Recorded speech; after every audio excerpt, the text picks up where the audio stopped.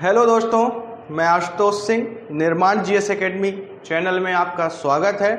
आज मेरा जियोग्राफी का 6वां लेक्चर है।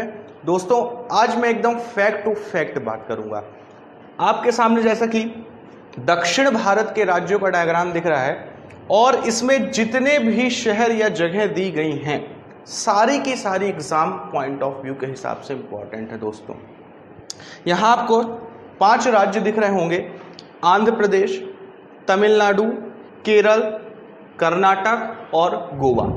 आज मेनली हम 4 राज्यों के बारे में बात करेंगे। दोस्तों, ये 4 राज्य आंध्र प्रदेश, तमिलनाडु, केरल और कर्नाटक है। दोस्तों, आज जितने भी ये शहर हैं इनसे 1 लाइन फैक्ट क्वेश्चन बनते हैं और डायरेक्ट ये एग्जाम में पूछे जाते हैं। दोस्तों, आज का आपका टॉपिक एसएससी एग्जाम के लिए, पीएससी में आपका प्री एग्जाम के लिए, स्टेट में अदर एग्जाम हो गए जैसे एमपी पुलिस हो गया, व्यापम हो गया।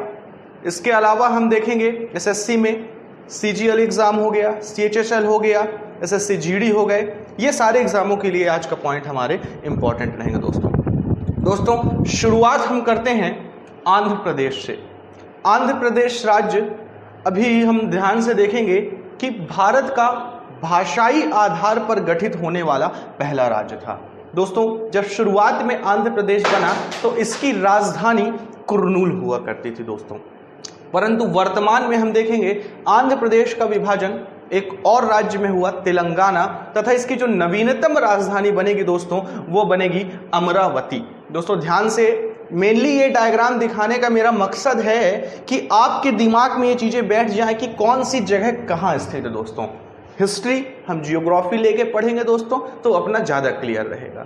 इसके बाद हम देखेंगे दोस्तों विशाखापट्टनम, भारत के बड़े बंदरगाहों में से एक, और देखेंगे तो यह पूर्वी तट पर स्थित है। दोस्तों, पूर्वी तट में हम ध्यान से देखेंगे विशाखापट्टनम इतिहास व वर्तमान दोनों में महत्वपूर्ण बंदरगाह रहा है तथा यहाँ पर हिंदुस्तान शिपयार्ड का मेन मुख्यालय है। दोस्तों, इसके बाद हम देखेंगे मछलीपट्टनम। दोस्तों, आप इतिहास जब भी पढ़ते होंगे तो मछलीपट्टनम का नाम जरूर आता होगा। यह एक विशेष बंदरगाह था जिससे श्रीलंका तथा अपन देखेंगे पूर्व में स्थित म्यांमार, थाईलैंड जिनसे व्यापार होता था। दोस्तों, अंग्रेजों के समय में मछलीपट्टनम महत्वपूर्ण बंदरगाह रहा था। मछलीपट्टनम के बाद ऊपर दोस्तों हम देखते हैं यनम। दोस्तों, यनम के साथ मैं कुछ और चीजें जोड़ना चाहूंगा। यनम पौंडीचेरी एक छोटा सा केंद्र शासित प्रदेश है। पौंडीचेरी दोस्तों 3 राज्यों में विस्तृत है, आंध्र प्रदेश, तमिलनाडु तथा केरल में, और इसके 4 मेन द्वीप हैं। पहला द्वीप यनम जो कि आंध्र प्रदेश में है, दूसरा खुद पौंडीचेरी जहां पर ऑरविले आश्रम स्थित है। इसके नीचे देखेंगे कराईकल, दोस्तों ये भी पौंडीचेरी का भाग है, और इसके बाद देखेंगे माहे, ये भी पौंडीचेरी का ही भाग है। तो दोस्तों, माहे 1, कराईकल 2, पौंडीचेरी 3 तथा यनम 4, ये 4 चीजों को मिलाकर बनती है दोस्तों अपनी पौंडीचेरी। इसके बाद दोस्तों हम देखेंगे तिरुपति। आपने एक नाम जरूर सुना होगा, तिरुपति बालाजी। दोस्तों, वहां जो भी जाता है मुंडन करा के आता है। सबसे प्रमुख, प्राचीन व सबसे रईस मंदिरों में से एक है तिरुपति बालाजी। दोस्तों, हमें यह नहीं पता रहता कि तिरुपति बालाजी कहाँ स्थित है। ज्यादातर हम तमिलनाडु टिक लगा के चले आते हैं, पर दोस्तों ध्यान रखिएगा तिरुपति बालाजी आंध्र प्रदेश में स्थित है। अपन देखते हैं कि तिरुपति बालाजी की बड़ी लंबी यात्रा होती है। इसके बाद दोस्तों हम आते हैं तमिलनाडु में। तमिलनाडु में आपको काफी शहर दिख रहे होंगे, हम एक एक शहर के बारे में डिस्कस करेंगे। सबसे पहला शहर दिख रहा होगा चेन्नई, राज्य की राजधानी है और प्राचीन में इसे मद्रास नाम से जाना जाता था। यह एक बड़ा शहर भी है, बंदरगाह भी है तथा महानगर भी है। दोस्तों, चेन्नई के बाद हम देखेंगे कांचीपुरम। कांचीपुरम 2 चीजों के लिए फेमस है दोस्तों, एक मंदिर, दूसरा कांचीपुरम की साड़ियां। दोस्तों, साड़ियों की बात करेंगे तो कांचीपुरम की साड़ियां बेहद या बहुत ज्यादा महत्वपूर्ण है। इसके बाद हम दोस्तों नीचे देखेंगे नागापट्टिनम। फिर एक बार इतिहास में जाते हैं। इतिहास में जब हम पढ़ते हैं और प्रमुख राजवंश पढ़ते हैं दक्षिण के, तो नागापट्टिनम एक विशेष बंदरगाह है। अपन देखेंगे चोल, चेर, पांड्य राज्य अपन देखते हैं तो वहां पर नागापट्टिनम बंदरगाह का जिक्र होता है। दोस्तों, इसकी स्थिति ध्यान से देख लीजिए, ये पौंडीचेरी के दक्षिण में है। दोस्तों, इसके बाद हम आते हैं पेरम्बूर।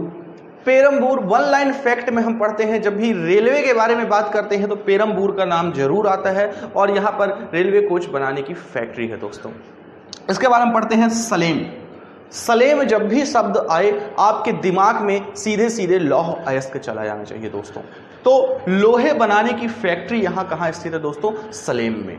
इसके बाद हम देखते हैं तिरुचिरापल्ली, तमिलनाडु का प्रमुख शहर और मध्य में स्थित है। जितने भी प्रमुख रास्ते हैं ये सब आके तिरुचिरापल्ली में मिलते हैं। एक बड़ा जंक्शन है दोस्तों तिरुचिरापल्ली। एक प्राचीन शहर है, धार्मिक शहर है और ऐतिहासिक शहर है। इसके बाद हम देखेंगे तंजौर। इतिहास में इसे तंजावुर नाम से भी जाना जाता है और प्रसिद्ध बृहदीश्वर मंदिर दोस्तों तंजौर में स्थित है। तंजौर की स्थिति देखेंगे तो तिरुचिरापल्ली के पूर्व में है। इसके बाद हम देखेंगे शिवगंगा। शिवगंगा सीधे आप दिवाली याद करें, दिवाली मतलब पटाखे, और पटाखे बनने का भारत का सबसे बड़ा केंद्र है दोस्तों शिवगंगा। शिवगंगा के आसपास के जितने भी गांव हैं वहां पर आपके पटाखे बनाए जाते हैं, तो शिवगंगा का नाम ध्यान रखें। इसके बाद आते हैं मदुरई। मदुरई दोस्तों सबसे ज्यादा जिसलिए प्रसिद्ध है वो है मीनाक्षी मंदिर। मीनाक्षी टेम्पल मदुरई में स्थित है दोस्तों। मदुरई की स्थिति आप ध्यान रखिएगा, मदुरई आपका तमिलनाडु में स्थित है। फिर आता है कोयम्बटूर। दोस्तों जब भी हम अनुसंधान संस्थान पढ़ते हैं तो अपन देखते हैं गन्ना प्रजनन अनुसंधान संस्थान जो कि कोयम्बटूर में स्थित है। और दोस्तों ध्यान रखिएगा कोयम्बटूर तमिलनाडु में स्थित है। इसके बाद देखते हैं रामेश्वरम, सबसे प्रमुख जगह। इसका सीधा सीधा तथ्य रामायण से जोड़ा जाता है कि जब राम जी लंका पर आक्रमण करने जाते हैं तो रामेश्वरम वह आखिरी बिंदु है जहां पर धरातल का छोर है और उसके बाद वो एक पुल का निर्माण करते हैं। तो दोस्तों रामेश्वरम ध्यान रखिएगा, रामेश्वरम तमिलनाडु में एकदम समुद्र के कोने में है और यह 4 पीठों में से एक है। इसके बाद दोस्तों कन्याकुमारी, भारत का सबसे दक्षिणी पॉइंट, विवेकानंद रॉक मेमोरियल वहां पर स्थित है। तो कन्याकुमारी दोस्तों कहाँ है आपका? तमिलनाडु में। इसके बाद अपन आते हैं दोस्तों केरल में। केरल में हमें 3 चीजें दिख रही हैं, माहे, कोझिकोड, तिरुवनंतपुरम। माहे के बारे में हम डिस्कशन कर चुके हैं। कोझिकोड के बारे में दोस्तों बता दूं, कोझिकोड का एक दूसरा नाम है कालीकट। और जब भी कालीकट का दोस्तों नाम ध्यान आए आपके दिमाग में सबसे पहली बात याद आनी चाहिए Vasco D gamma. Vasco D gamma जब 1498 में भारत पहुंचा तो वह कालीकट पर ही उतरा था जो वर्तमान में कोझिकोड के नाम से जाना जाता है। उसके बाद दोस्तों तिरुवनंतपुरम केरल की राजधानी है तथा यह एक बंदरगाह भी है, केरल का बड़ा शहर है। इसके बाद हम दोस्तों बढ़ते हैं कर्नाटक की ओर। कर्नाटक की राजधानी दोस्तों बंगलुरु है, सबसे बड़ा शहर महानगर तथा सिलिकॉन सिटी के नाम से दोस्तों जाना जाता है। बेंगलोर के पूर्व में देखेंगे कोलार। कोलार का नाम जो दोस्तों जब भी आए सीधे सीधे आप इसको गोल्ड से अटैच करिए। कोलार में विश्व प्रमुख आपकी सोने या स्वर्ण अयस्क की खदानें थी दोस्तों। अभी एक वर्तमान में मूवी भी बनी है KGF, कोलार गोल्ड फील्ड। तो कोलार दोस्तों स्थिति ध्यान रखिएगा बेंगलोर के पूर्व में। इसके बाद आता है मैसूर। मैसूर इतिहास में काफी प्रसिद्ध है और मैसूर ज्यादातर लोग गलत टिक मार देते हैं, तमिलनाडु टिक मार देते हैं। मैसूर एक बड़ा साम्राज्य दोस्तों हुआ करता था, पहले कर्नाटक राज्य नहीं होता था, मैसूर साम्राज्य होता था। तो मैसूर आपका सीधे सीधे फेमस है टीपू सुल्तान के लिए दोस्तों। और मैसूर की स्थिति आप देखेंगे तो कर्नाटक के दक्षिण में। उसके उत्तर में जाएंगे श्रवणबेलगोला। दोस्तों चिकमंगलुरु में स्थित है आपका चिकमंगलुरु डिस्ट्रिक्ट के दक्षिण में स्थित है श्रवणबेलगोला और यहां पर प्रसिद्ध बाहुबली की मूर्ति है दोस्तों। श्रवणबेलगोला के बारे में बात करेंगे तो इसको हम मौर्य साम्राज्य में चंद्रगुप्त मौर्य से भी जोड़ते हैं। चंद्रगुप्त मौर्य ने अपने जीवन के अंतिम पल जब उन्होंने जैन धर्म को अपनाया तो उन्होंने अंतिम जो अपने जीवन बिताया या संलेखना किया वो श्रवणबेलगोला में आकर किया। दोस्तों बता दूं आपको श्रवणबेलगोला दुनिया की सबसे ऊंची एकाश्म मूर्ति है जो पूरे एक ही पत्थर से बनी है। इसके अलावा हम देखेंगे श्रृंगेरी पीठ दोस्तों। श्रृंगेरी पीठ चिकमंगलुरु डिस्ट्रिक्ट में स्थित है और इसका सीधा सा संबंध है हिंदू धर्म से, क्योंकि शंकराचार्य आद्य गुरु शंकराचार्य ने जिन 4 पीठों की स्थापना की उसमें से एक पीठ थी दोस्तों श्रृंगेरी पीठ। इसके बाद हम देखते हैं धारवाड़। धारवाड़ हम जियोग्राफी में सीधे से पढ़ते हैं धारवाड़ क्रम की चट्टानें। विश्व में सबसे पुरानी चट्टानों में से एक धारवाड़ क्रम की चट्टानें हैं और यह अवसादी चट्टानों का समूह है दोस्तों। इसके बाद हम 2 जगह देखेंगे हम्पी और पडक्कल। दोनों यूनेस्को की विश्व विरासत सूची में है दोस्तों। हम्पी विजयनगर साम्राज्य 1336 में हरिहर और बुक्का ने बनाया था इसे। उसकी राजधानी दोस्तों हम्पी थी और हम्पी मेनली प्रसिद्ध है मंदिरों के लिए। वहां बहुत सारे मंदिरों का समूह है जिसमें से विरूपाक्ष मंदिर मेन है दोस्तों, आप पीछे इमेज में देख सकते हैं हम्पी की इमेज। इसके बाद पटक्कल दोस्तों, ये भी यूनेस्को की वर्ल्ड हेरिटेज साइट है और ये भी फेमस है मंदिरों के लिए।